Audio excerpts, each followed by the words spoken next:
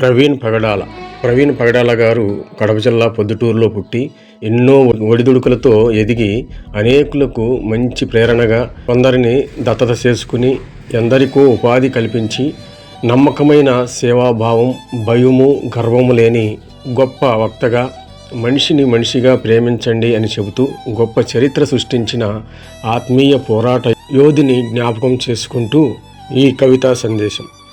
గౌరవనీయుడు, గర్వం లేని యోధుడు ప్రవీణ్ పగడాల చరిత్ర సృష్టించిన మీకోసం రాశాను కవిత లాంటి నవల. చిరునవ్వులతోనే తీయటి బోధలు చేసిన ద్రాక్షాగెల ఎందరినో పోషిస్తూ ఉపాధి కల్పించారు లోపల.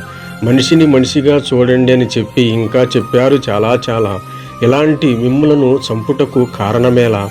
భయం లేని ప్రయాణములో చెరపాలని వేశాడు సాతానుడు వల. అయినా ఈ లోక మనుషులకు అర్థము కాదులే దేవుని లీల. పరలోకములో దేవుడు పైకెత్తుతాడు కదా మీ తల. బాధగా ఉన్నప్పటికీ ఈ వేళ కొట్టినా గాని వ్యతిరేకమనే అలా.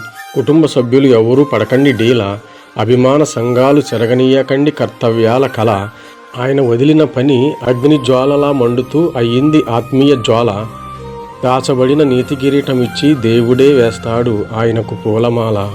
దాచబడిన నీతి కిరీటం ఇచ్చి దేవుడే వేస్తాడు ఆయనకు పూలమాల. Thank you to watch.